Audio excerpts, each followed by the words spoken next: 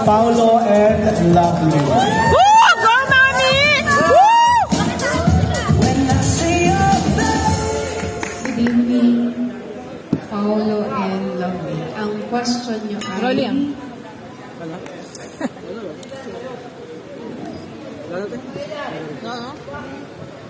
Kung maalat ang tubig sa dagat, bakit hindi nagkakasakit sa bato ang mga isda?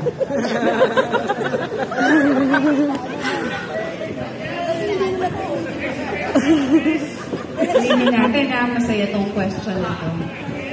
Kala niya nagjo-joke sa Easy Love. Kung maalat ang tubig sa dagat, bakit hindi nagkakasakit sa bato ang mga isda? Very good question, Ika.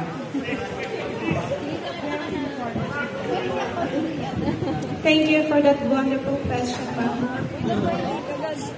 Naniniwala po ako na hindi nagkakasakit sa bato ang mga isda. Dahil sa pagkakaalam ko ay immune na po sila. Dahil doon naman po talaga sila naninirahan. And thank you.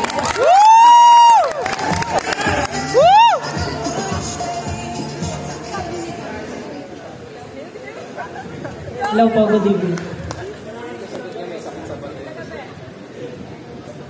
Ang masabi ko po kung bakit hindi nagkakasakit ang isda dahil sa maalat ang dagat.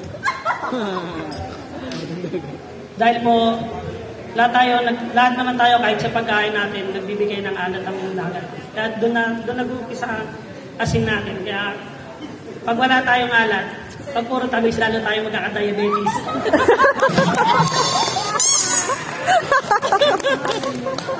Sige, walang pakanan.